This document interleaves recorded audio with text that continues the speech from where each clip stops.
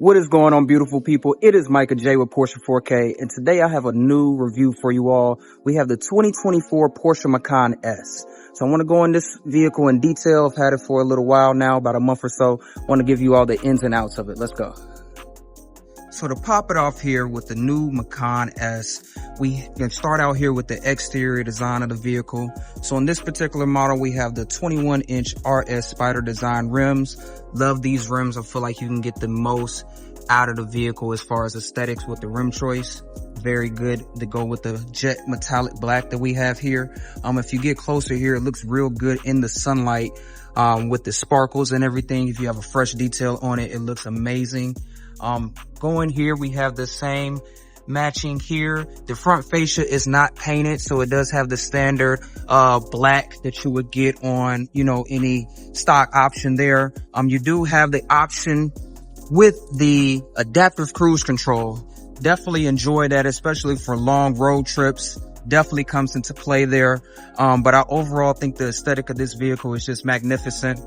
So the real bread and butter with this vehicle here is the performance. If you go from a standard Macan to a Macan T, they have the same drivetrain, but you then get a brand new drivetrain with this one, sporting 375 horsepower on a 2.9 liter V6 engine. So it is the old engine that was in the old Macan Turbo back in the day. And they redesigned it here in the S to give it a lot more power, a lot more oomph when you're on the road. It is a little bit detuned from the GTS model. So the GTS does have a higher horsepower rating, but you are not lacking in the power department with this vehicle at all. While we're here in the back, let's go with the back here. We have the sport design tips in black. It is not a sport exhaust that's on this vehicle. I feel like that's the only missing component that we needed here to make this particular design pop. We have the deletion of the badging here, so you can always option to have that. I feel like it makes it a lot low key when you are, you know, going out in the vehicle. People don't necessarily know what model it is, but you know what's under the engine. I like having it like that sometimes. Keep it incognito. Everything else here, we have the black sun rails here, which are very nice. You can add your sporting equipment with that. We have the Panoramic sunroof that is on top as well. That comes with the premium package. So if you get the premium package, you will be able to get that sunrail roof, along with other features inside as well. I'll be sure to link or put in the description with all of the features that are in this particular model and give you a tally on the price. While we're here at the back boot, let's open the trunk. Decent trunk space, nothing too different from your standard Macan or Macan T or from the rest of the lineup there. I've done a few road trips in this vehicle so far. You can definitely pack a lot in here if you're strategic with it. I was able to get a family of 3 and a dog in here for a long road trip recently, so it worked out well for me.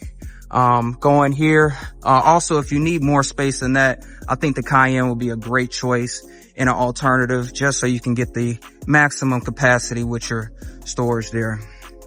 Let's go here to our gas tank. So another nice design is on this one is the exclusive design gas cap. A lot different from the regular one. The option itself isn't too much. I think it's around $150, no more than $200. You can try to justify spending that on a gas cap, but if you have some money to burn, hey, why not? Speaking of gas, 93 octane fuel, which I'm sure a lot of you would expect for a German made vehicle, to have. The highway miles is about 24, and you get about 17 miles per gallon on the road. So it does drink a little bit. I think right now in my area, I'm averaging around about $70 or so to fill up, for about 18 gallons. So, you know, you can justify it how you wish depending on your commute. Let's go ahead and get inside and check out the interior of this vehicle.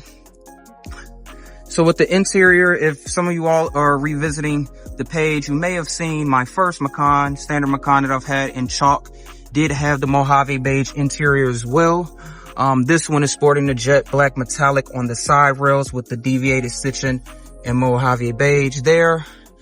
Going in, we have a very comfortable interior, very cozy. It gives a hatchback feel, compact SUV feel if you've never been in one of these before and looking to get into it. It is very cozy inside. If we come in here, featuring the steering wheel, we have a heated GT steering wheel, which is great for this time of season. You know, you can press this button here. This entire thing will heat up for you, and it feels pretty good to the touch. It's different from the standard steering wheel, in which you wouldn't have these indentions here, so you're able to get a better grip of it in that regard. If we go here, bread and butter of this vehicle performance-wise is the Sport Chrono package. You get the drive response mode here, where you're able to get 20 seconds of maximum boost from the vehicle. It's amazing. If you're ever able to get on the highway, trying to merge over, getting a straightaway, need to pass anything, it is amazing. Especially in this vehicle, the real power output comes in about 3,000 to 4,000 RPM. 5,000 RPM is, you know, you're out of there. You can hear the turbos roaring. You really get the power of what that V6 is. And I believe that's where the difference lies between the standard version and the S, is definitely the performance. So going further into the interior options, we have the PASM Porsche active suspension management here that you can toggle. You can get in the first setting here for a little bit of sport chassis. You can click that there for the Sport Plus chassis. And the cool thing is you don't have to be in the drive mode in order to activate that. So it's a really nice choice if you want a stiffer suspension, but don't necessarily want to get the engine to activate as much, you know, in regards to the extra power output. You can toggle that there as nice as you want. Another cool part on this one that I haven't experienced before is the active air suspension. So if I press this here, you can see it will actually lower the vehicle. If I click it again, it actually raises it or lowers it as you wish. So I'm gonna see if I can try to get that on camera for you all, just so you can see what that looks like, because that is a great feature to have with your vehicle. You're able to get more of a sporty feel lowering the car without necessarily having to do anything to the, you know, strut, shocks, and things like that in the aftermarket world.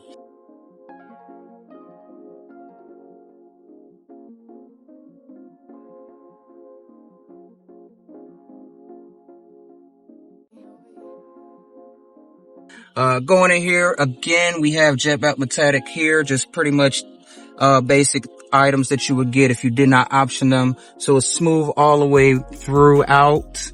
The Premium Plus package is in here as well, which gives you the premium sunroof, the panoramic sunroof, the heated and cooling seats, the 14-way adjustable seats, in which you can use here to activate your settings. And then if I step out, you have your 14-way management here. So you have the lumbar support up and down to raise it, or lower and up. So if you have multiple people driving the same car, it's a good way to get a customized setting for each person.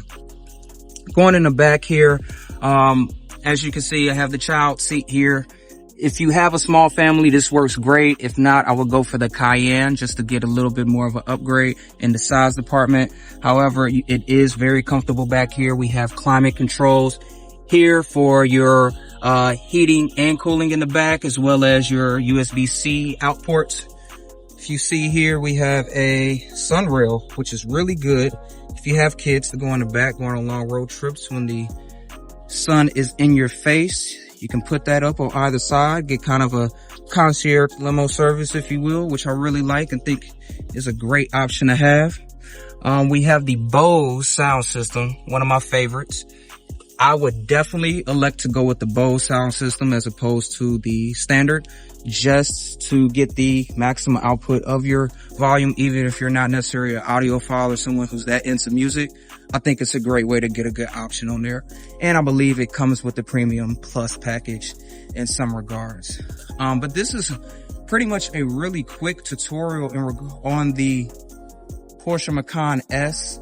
I'm going to do another video that will highlight the road review, you know, get it on the road, do a test drive with it. show you all the differences with the power output. I'll probably do some other comparison videos to some of the other models like the Macan Standard, the T, GTS, just as kind of like a buyer's guide for those who are looking to get one but not sure which trim they want. But like I said, I will put the options fully listed up here on the screen and with the price as well as in the description so that you all can check it out. So that will go ahead and conclude the review and overview of the 2024 Macan S. Beautiful vehicle. If you're in the market for one, I would suggest it highly.